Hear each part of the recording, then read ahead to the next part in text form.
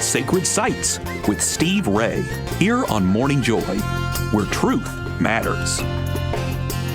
We're up in the north of Israel today. We're leaving Caesarea Philippi. We just, the last couple of weeks, talked about how that just showed the papacy and the foundations of the church.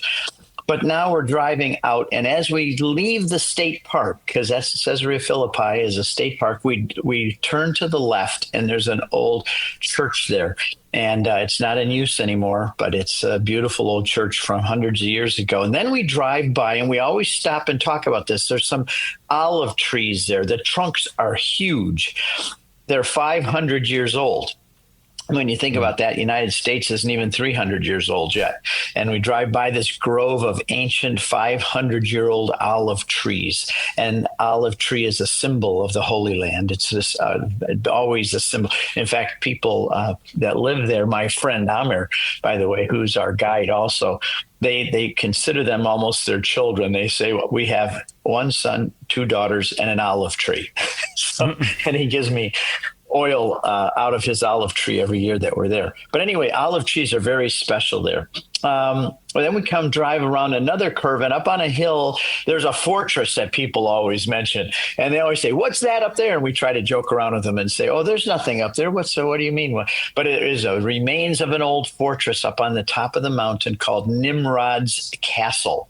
Nimrod's fortress.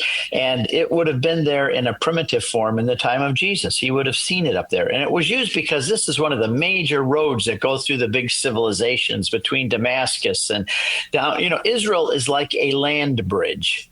And if you're coming from the European area, or you're coming from all the way from Persia and Babylon of those days. And the other major civilization is Egypt. And you had to go through the Mediterranean. It's called the Via Maris, the way by the sea. All the travel of the world went through that land bridge of what's Israel today.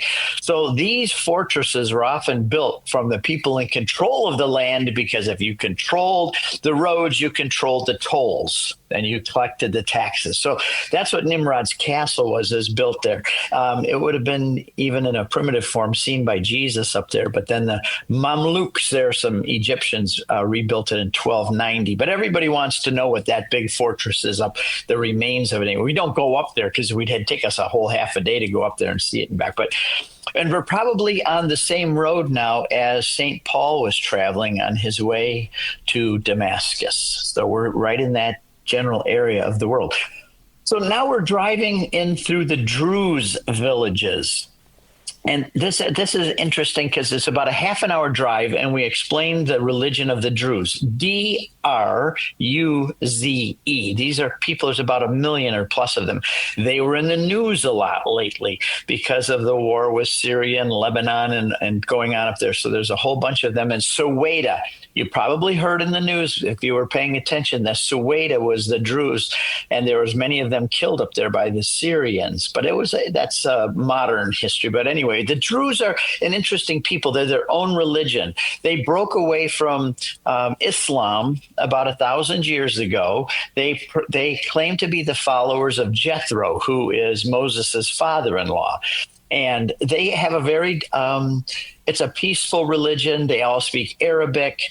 The Muslims don't like them because they're not Muslim. They have their own religion. And so they're very interesting as we drive through. They have two categories of people, the wise and the ignorant. The wise are kind of like the priestly caste. And then the ignorant, that doesn't mean stupid. It just means they're not initiated into the wisdom of the religion. They're called the ignorant, and they just dress normally. But the wise, who represent the rest of them, wear these white hats, and it can be either women or men. Now, one of the interesting things, and we tell people on the bus, but we say don't mention it to the Druze people when you're there with them, because we stop and have lunch at their restaurant. They're great people, wonderful people. But they believe that the Messiah will come back. They're kind of a mixture of all different kind of religions, and they do believe a Messiah is going to come, and he's going to come back. And the men wear big baggy pants, which like a big bag in the center, and they believe that the Messiah will be born to a man, and all of them wear those baggy pants so that the baby, a Messiah, will drop into those pants. Now that I know that's very strange, and so I can see Tim going, "How's that going to happen?"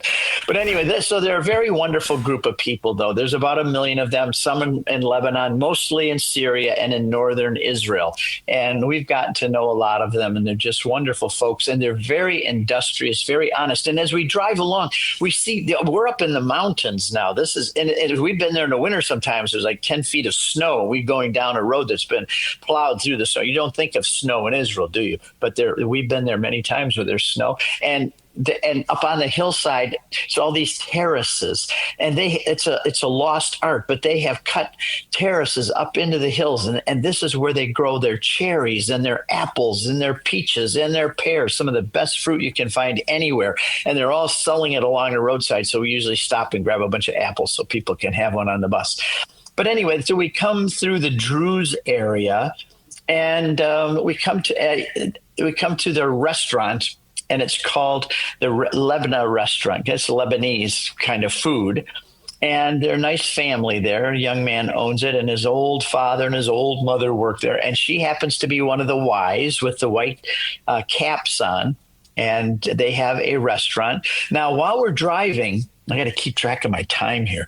It's just like a real pilgrimage, though, because on our pilgrimage, you're always worried about time. Everybody wants to stay and talk and look and pray, but I'm the guy that knows the time, what we have to do, and I have to keep my eye on the time here, too. So about 3 minutes. But we tell people that we're going to stop at their restaurant, and we're going to take the orders ahead of time because we're very organized on our trips, and we don't want to waste any time, just like I don't want to waste time here. So we order ahead what kind of sandwiches we're going to get, and we call ahead. They have them all made for us. So when we all get there and sit down, there's on the table all of the olives that they grow themselves. These are the best olives in the world. And there's pickles from the cucumbers that they grow up there. And there's all kinds of other little vegetables and things to eat. But we smell the food grilling. The 2 sandwiches you get is a shawarma or a falafel. And then everybody says, well, what's a shawarma? Well, a shawarma, I have to describe these sandwiches for everybody. And by the time I'm done, they're so hungry, they can't wait to get there. But the shawarma is like a pita bread. You know what a pita bread is. They cut the top off and they stuff it full of this turkey meat, and it has lamb fat in it too. That lamb fat gives it a really rich, nice flavor. And then they put some vegetables and tomatoes and pickles and things in there. And then they got this great tahini sauce that they squirt on. It's like you'd put ketchup on something here with a big squeezer bottle. They squeeze on tahini sauce, and that is made with sesame seeds, and it's delicious. So that's the shawarma sandwich, or you got the choice of a falafel. Now, people may be more familiar with falafels, but we eat those all over the place, especially when we get to Bethlehem. There's all kinds of falafels there, and they're great food. It's chickpeas that are all ground up, and they're made into a ball with a little bit of parsley and maybe a touch of garlic and things, and then they drop them into a big pan. That's like a wok. Everybody knows what a wok is, with boiling oil, and you can't drop them in because they splash and then you burn your face because they're all. So we teach everybody how to do this. We give everybody a chance to make falafels. So you just make there's a little, squeeze it in and you put it, and then you just slowly set it into the oil. But those are like maybe hush puppies or something, a bit of falafel. And then they put those in pita bread with all the vegetables on it and some tahini sauce too. And everybody loves that. So we have a great time eating there. And we watch all the people walking on the streets. We can pick out the wise ones and the ones that think they're going to have the Messiah. Maybe you can always say and you don't make fun of them. We go, there goes the guy with the baggy pants.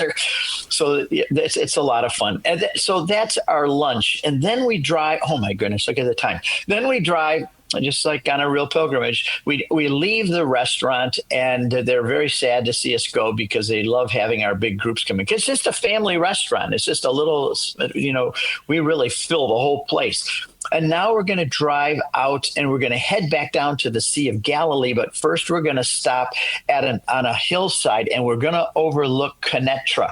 And if you've been listening to the news lately, you've heard about Kenetra too. It's across the border into Syria. And we always talk to people there when they look over into the land of Syria. We talk about the situation going on, but I don't have time to do that. We'll start there next week. Sacred Sites with Steve Ray is heard live every Monday on the Guadalupe Radio Network program Morning Joy, hosted by Keith Downey. For more authentic Catholic content, go to grnonline.com/joy.